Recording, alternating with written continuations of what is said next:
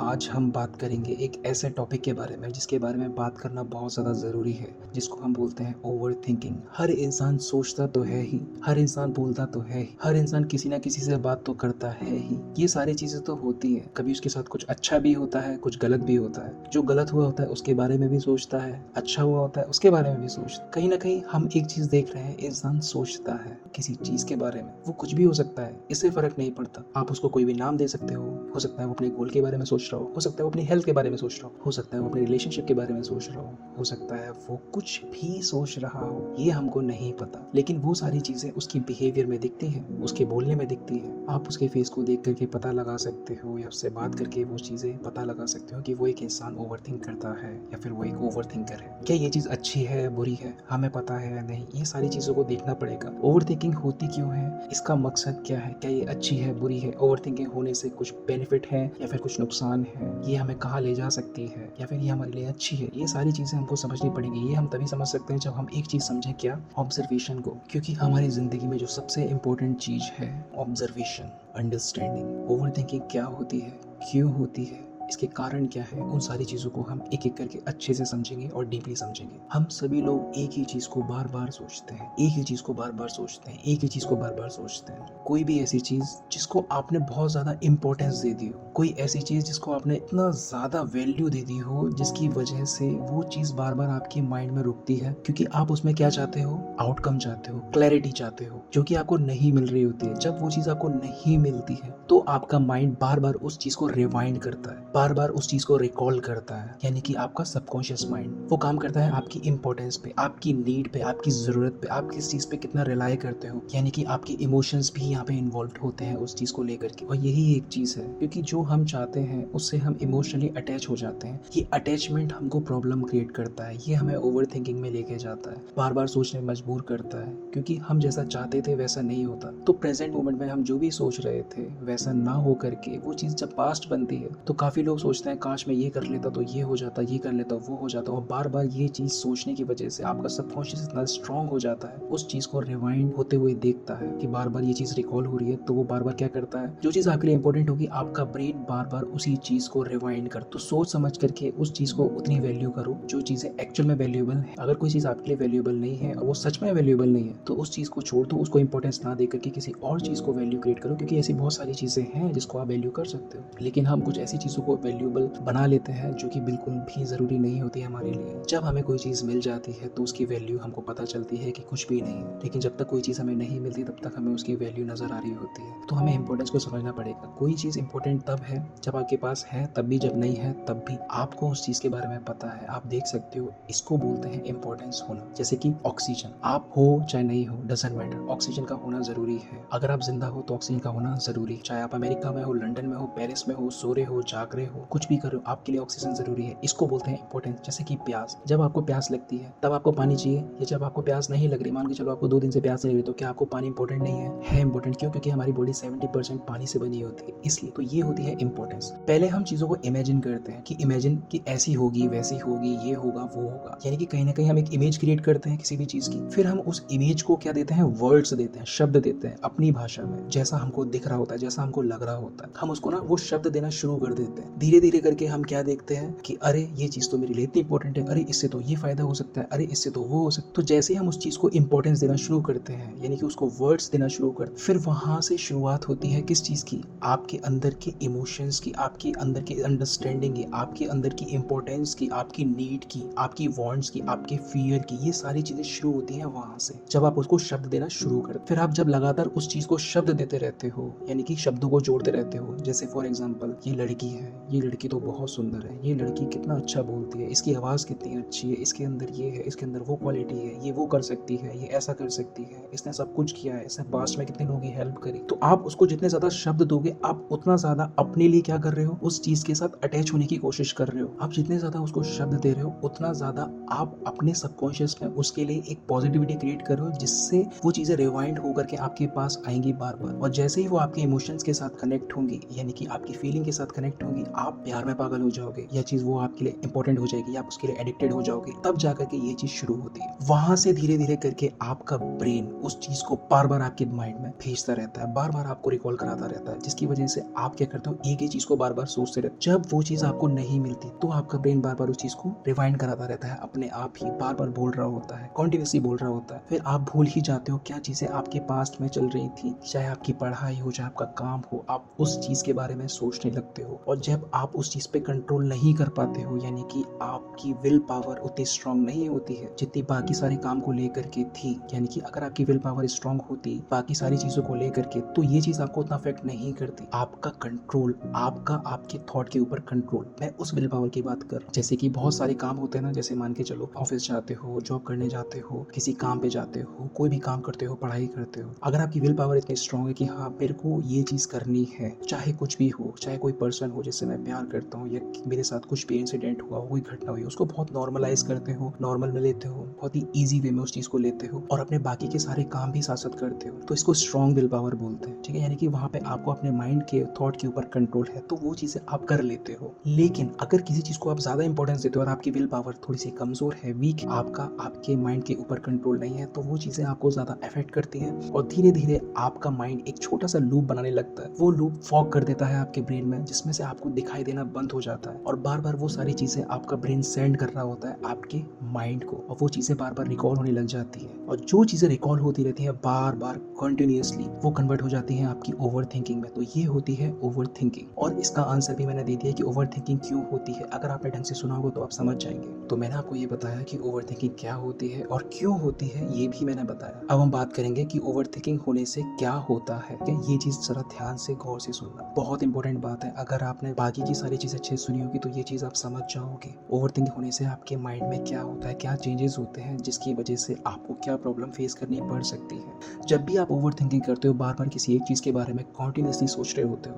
तो सबसे पहले जो आपके लिए सबसे ज्यादा चीजें इंपॉर्टेंट थी, वहां से आपका ब्रेन शिफ्ट होने लगता है। तो बाकी की सारी चीजें उसके लिए इंपॉर्टेंट नहीं रहती जो कि बहुत इंपॉर्टेंट थी। तो कहीं ना कहीं जो व्यक्ति होता है उसका जो कंट्रोल होता है उसके थॉट के ऊपर, उसके माइंड के ऊपर, वो कहीं ना कहीं शिफ्ट होने लगता है एक पर्टिकुलर थॉट पे, जिसकी वजह से जो इंपॉर्टेंस होती है बाकी सारी चीजों की वो कम होने लगती है। यानी कि इन्वॉल्वमेंट कम होने लगता है, फैमिली में, दोस्तों में, बाकी के सारे काम में मन नहीं लगता है, फोकस नहीं कर पाता है, बार बार चीजों में इमेजिनेशन में फंसा रहता है। ये सारी चीजें होती हैं। नींद फ्लक्चुएट होती है, इंसान ढंग से सो नहीं पाता है, खाता नहीं है, भूख नहीं लगती है उसको, किसी भी एक्टिविटी में परफॉर्म नहीं करता है। मूवीज, टीवी, जहाँ पे वो एंटरटेन करता था उस सारी चीजों में एंटरटेनमेंट खत्म हो जाता है, बंद हो जाता है। ठीक है, मीटअप जो होते हैं वहाँ पे इन्वॉल्वमेंट कम हो जाता है। वो सारी चीजें, मतलब पूरी चीजें, जितनी भी चीजें वो करता है वो इंटरेस्ट से रिलेटेड, वो सारी चीजें बंद हो जाती हैं धीरे धीरे करके जब किसी इंसान को ओवर थिंकिंग होती है। क्योंकि ये आपके माइंड में एक ऐसा लूप बना देती है जहाँ पे आप फंसे रहते हो। बिल्कुल ऐसे समझ जाओ, ये बिल्कुल एक मकड़ी के जाले की तरह है। एक तार से आप निकलते हो तो दूसरे तार में फंस जाते हो, दूसरे तार से निकलते हो तीसरे में फंस जाते हो, और जाला एक ही होता है, बात एक ही होती है। बस उसी बात में आप कई सारी बातें बना लेते हो जिसकी वजह से आप वहां से बाहर नहीं निकल पाते हो, क्योंकि आपका माइंड समझ ही नहीं पाता, क्योंकि वो फंसा होता है एक फॉग के अंदर। अब फॉग में आपको पता है कि दिखाई नहीं देता, आपको रियलिटी नहीं दिखती। आसपास के लोग, व्यक्ति, हर व्यक्ति आपसे यही चीज बोल रहा होगा, ये चीज ठीक नहीं है, चेंज करो, अपने आप को शिफ्ट करो, अपनी एनर्जी को शिफ्ट करो, इधर दिमाग लगाओ, उधर दिमाग लगाओ, यहाँ फोकस करो, मेडिटेशन करो। वो आपको हर राय देते हैं, लेकिन हमको समझ नहीं आता। क्यों? क्योंकि वो चीज हमारे ऊपर हावी हो जाती है, हम समझ नहीं पाते हैं। इसीलिए इसको समझना बहुत जरूरी है। एक एक करके स्टेप बाय स्टेप चीजों को समझाने की कोशिश कर रहा हूँ। मेरे साथ रहना, इधर उधर मत भटक जाना। जहाँ पर भी हो, जो भी काम कर रहे हो, पहले वो कर लो, उसके बाद यहाँ पे दोबारा लौट के आना और उसको अच्छे से देखना। क्योंकि ये चीज अगर आज समझ में नहीं आई तो फिर कभी समझ में नहीं आएगी। कभी भी ओवर थिंकिंग के ट्रैप में नहीं फंसोगे। पूरी कोशिश करूंगा कि चीजों को अच्छे से एक्सप्लेन करूँ आपको, जिससे समझ में आए सारी चीजें वन बाय वन।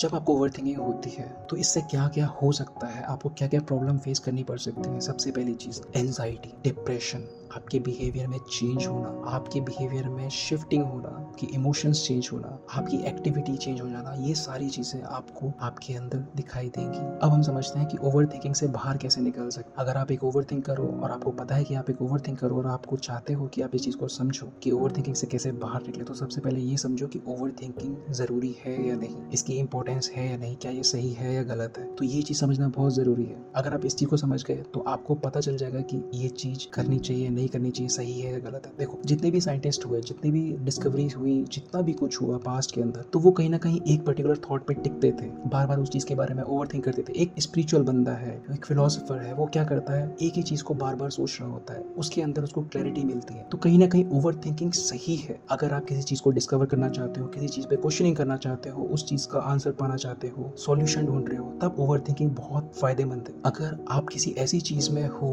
आप सोचे जा रहे हो जिसका कोई सॉल्यूशन नहीं निकल रहा और उसमें आप फंसते जा रहे हो और आपको प्रॉब्लम हो रही है, आपका माइंड शिफ्ट हो रहा है, आपके इमोशंस चेंज हो रहे हैं, आपका जो भी पैटर्न था, जो भी स्केड्यूल था, जो भी चीजें थी वो बार बार चेंज हो रही है, इसका मतलब ये है कि वो आपको नेगेटिव डायरेक्शन में लेके जा रही है। यानी कि वो ओवर थिंकिंग आपके लिए सही नहीं है। वो आपको लेके जाएगी एंजाइटी की तरफ, डिप्रेशन की तरफ, आपके मूड स्विंग्स की तरफ। ये सारी चीजें, वो सारी प्रॉब्लम्स क्रिएट करेगी। तो वहाँ पे ओवर थिंकिंग सही नहीं है। अब हम समझते हैं कि ओवर थिंकिंग से डील कैसे करें, कैसे हम इससे बाहर निकलें। अगर हम इसमें फंसे हुए हैं, क्या हमें किसी की जरूरत है, हमको क्या करना चाहिए ओवर थिंकिंग से बाहर निकलने के लिए। तो सबसे पहली चीज है, जब आप ओवर थिंकर हो, अगर आप फंस चुके हो, आपको समझ में नहीं आ रहा, तो आपको किसी की जरूरत है। तो जा करके सबसे पहले चीजों को शेयर करो। एक ऐसा व्यक्ति जो आपका दोस्त हो सकता है या फिर कोई स्ट्रेंजर हो सकता है। अगर कोई स्ट्रेंजर होगा तो वो आपको जज करे ना करे, आपको उतना फर्क नहीं पड़ेगा। लेकिन अगर आपका कोई ऐसा व्यक्ति है जो आपसे बहुत ज्यादा क्लोज है, तो वहाँ पे वो आपको जज करेगा तो आपको फर्क पड़ेगा। तो आप ये सोचोगे कि यार मैंने क्यों बताया, इसको नहीं बताना चाहिए था। ऐसा आप फील करते होंगे, आपने ध्यान दिया होगा मेरी बात पे मैं क्या कहना चाह रहा हूँ। तो आप किसी ऐसे ट्रस्टेड व्यक्ति के पास जाओ जो इन सारी चीजों को समझता हो, जो आपके इमोशंस को समझेगा, जो आपको जज नहीं करेगा, वो सुनेगा बैठ करके आराम से, आपकी प्रॉब्लम को सुनेगा, आपको कोई आंसर नहीं करेगा, सजेशन नहीं देगा। आप उसको पहले ही बता सकते हो ये सारी चीजें, उससे पहले कि आपके मन में वो सारे सुसाइडल थॉट्स जैसी चीजें चलने लग जाए या फिर आप कुछ गलत करने के बारे में सोचने लगो खुद के साथ। ऐसा होने से पहले आप वो सारी चीजें करो। इसलिए मैं ये वीडियो बना रहा हूँ ताकि आप अपने माइंडसेट को शिफ्ट कर सको, चेंज कर सको। अपनी जो एनर्जी का लेवल है, जो आपके अंदर जो जनरेट हो रही है, बार बार क्रिएट हो रही है, उस एक पर्टिकुलर थॉट के हिसाब से या उस पर्टिकुलर थॉट से। इसलिए जरूरी है कि आप अपनी एनर्जी को शिफ्ट करें। किसी इंसान से अपनी बात को जा करके ये चीजें शेयर करनी पड़ेगी उस इंसान से,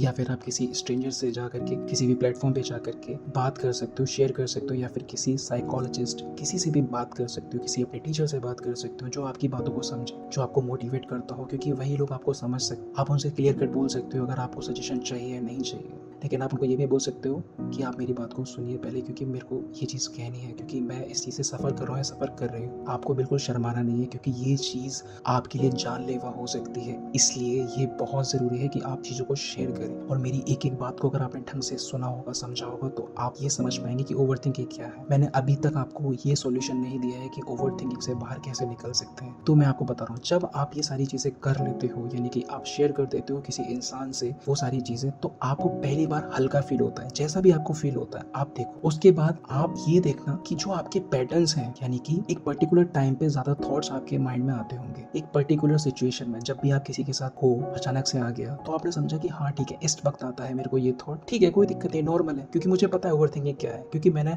लाइफ डेप्थ की वीडियो देखी है, तो मुझे पता है कि ओवर थिंकिंग क्यों होती है। और ये थॉट्स आएंगे, बार बार सिचुएशन क्रिएट होगी, I know that very well, कि मुझे पता है। दूसरी बात, जब आप ये सारी चीजें देख रहे होंगे अपने माइंड में, जब आप सोने जा रहे होंगे, बेड पे होंगे, तब आपके दिमाग में अचानक से वो थॉट क्रिएट होगा। आप उस वक्त भी चीजों को देख पा रहे होंगे और आपको ये पता चलेगा कि हाँ मैंने लाइफ डेप्थ की वीडियो देखी है, उसने बोला था ये चीजें होंगी। जब बार बार ये सिचुएशन आप देखोगे होते हुए और आपने आपको बार बार क्या बोलोगे कि हाँ मुझे पता है ये सब होता है, क्योंकि ये मैंने देख लिया, समझ लिया, जान लिया, अब मुझे इससे घबराने की जरूरत नहीं है, ठीक है, मुझे अब इस चीज से बाहर निकलना है। तो करना क्या है, अपनी एनर्जी को शिफ्ट करना है। एक ऐसी चीज में, ऐसे व्यक्ति के साथ, या कोई चीज हो, किताब हो, कोई वीडियो हो, कुछ भी हो, आप अपनी एनर्जी को वहां पे लगाना शुरू करो, अपनी एनर्जी को शिफ्ट करना शुरू करो। बहुत जरूरी है। कोई इंसान है जो बहुत अच्छा है, जिससे आप अपनी चीजें शेयर कर सकते हो, जिससे डिस्कस कर सकते हो, कुछ नया सीख सकते हो, तो बस आप वो चीजें करना शुरू करो। अपने आप को शिफ्ट कर दो, अपनी पूरी एनर्जी को वहां पे झोंकना शुरू कर दो। कभी कभी मन नहीं लगेगा, फिर भी आपको वो चीजें करनी पड़ेगी अगर आपको ओवरथिंकिंग से बचना है। तो एक चीज